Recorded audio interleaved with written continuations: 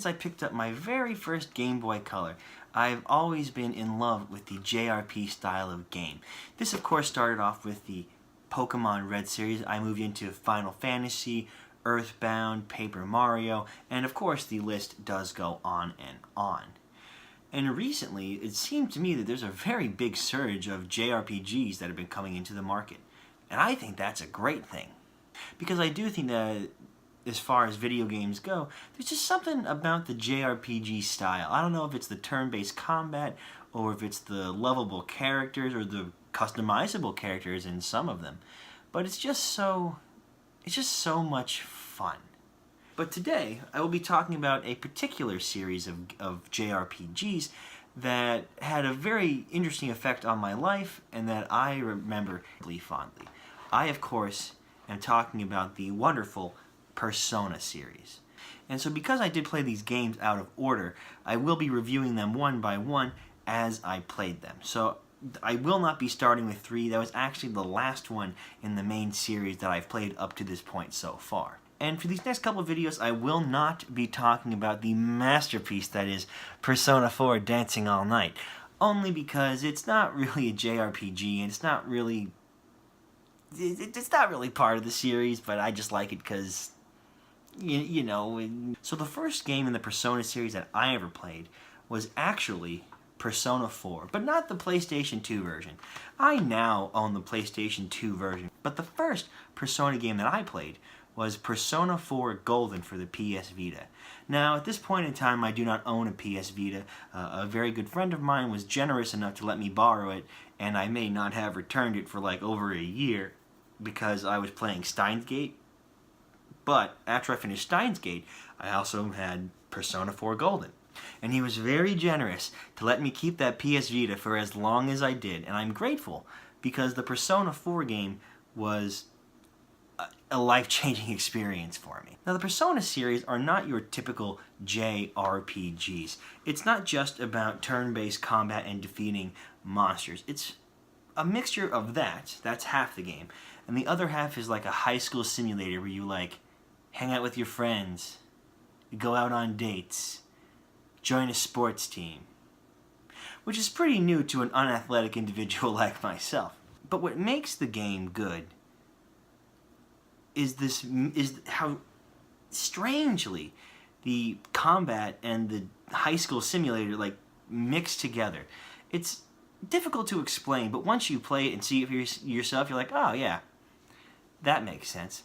See, the more you hang out with people and the higher you get their ranks up, the stronger personas you'll be able to build. But let's stop talking about those basic stuff. Let's talk about Persona 4. Persona 4, the plot of the game is that your unnamed protagonist character, or as I like to call him, Kirk Wolf, has been sent to a suburban area by his parents to live with his uncle and cousin for a year. And it's within this that he discovers that he has the ability to summon these creatures called personas, which, as the name tells, is another version of you.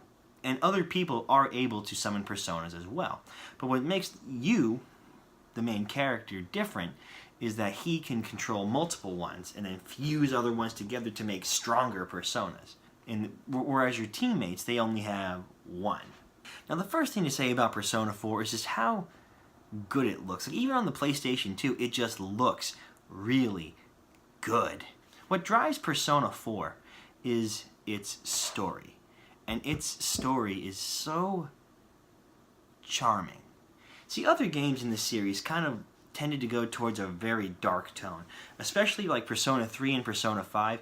Those games are incredibly dark, and I will be discussing them in later videos. But Persona 4 just has such a light tone about it, save for a few moments.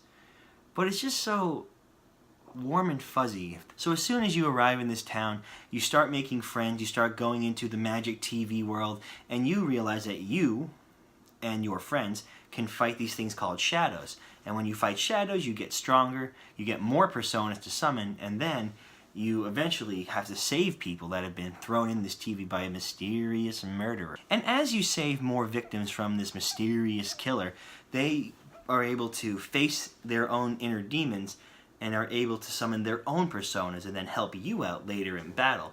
And this is the first point of the Persona 4 game that really just kind of strikes a chord with me.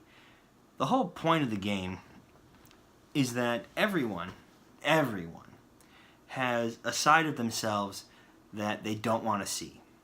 A good example being your best friend in the game, Yosuke, or as I like to call him, Brosuke. He has to come to terms with his own feelings of self-hatred and how he believes that he is not worth anything. By you being with him, he's able to come to terms and be like, okay, yeah, you know, I'm not perfect, but at least I'm a good dude and I have friends that care about me. And with that, he's able to overcome his shadow that's trying to kill him and turn it into a persona that he can use in combat and use to help the main character out. And every single person that you save in this game has something that they're trying to hide with himself. Now, one character that a lot of people always go to is Kanji. Kanji is great because he's supposed to be like a bisexual character, but they don't necessarily flat out say it. It's just like heavily implied. And throughout the game, he is questioning, does he like boys or does he like girls? But the game handles it in a way that's not like revolting or overly offensive. It's just like, yeah, I mean, he's a high school guy trying to figure out his sexuality. I think a lot of people could understand that. And this brings me to my next point, the characters. The characters of Persona 4 are just so real. They just feel like they're people that you know, and you want to spend as much time with them as you can, not just to rank up their personas, but to learn about them and to help them through their problems. And when you do help your teammates out, their personas get this boost where, like, instead of being like a giant skeleton man, it's like a giant flaming skeleton Gurren Lagann man. And of course they get a big attack boost too and more spells they can use. The good part about it is that you're able to help them through their own issues. One example being is one character who is always voted best girl, and rightfully so, Chie. Chie has to fight with the impulses within herself.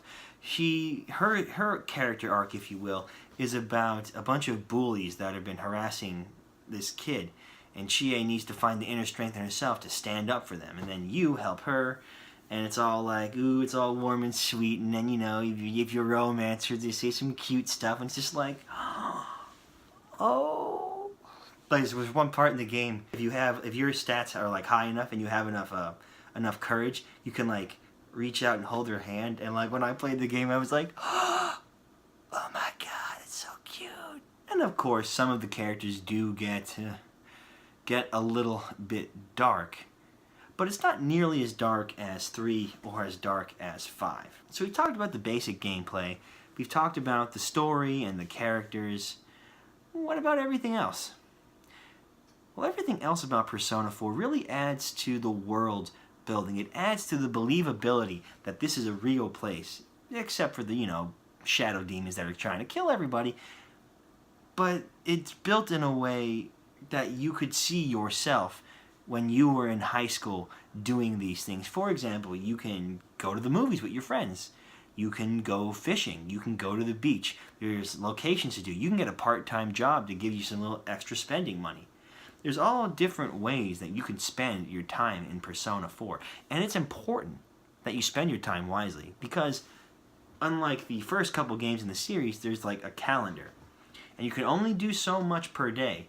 And if at the end of the year, well, that's the end of the game, and there's nothing more you can do except replay the game again. Now, how the calendar works as well is that when someone has been kidnapped by the mysterious murderer and thrown into the TV, then you have X amount of days to save them, and if you don't, game over, dude.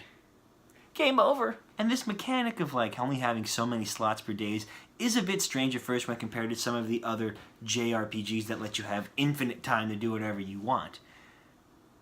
But as you pick and choose what certain characters to hang out with and certain things to do, you really start to make the game your own. Like your first playthrough of the game, there is no way that you're going to fill every social link. You just can't. There's stat requirements you have to meet. There's other requirements like, oh, you have to do this with this person. You have to do this fetch quest or that fetch quest. So you have to really think about what you want to do. But that leads to this experience that becomes truly unique.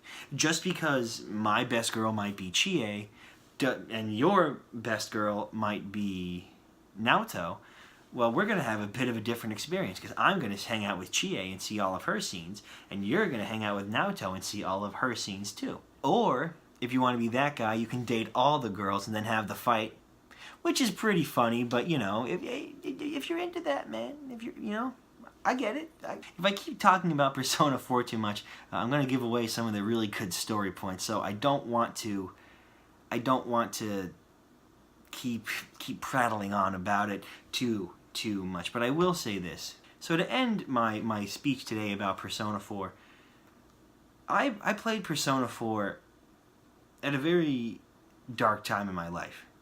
That sounds kind of strange because I am only 23, and I know you're thinking, oh, Kirk, what kind of dark stuff do you have going on? But I'm very, very serious. There's a lot going on in my brain that, you know, I needed answers to, or that I needed to figure out about myself.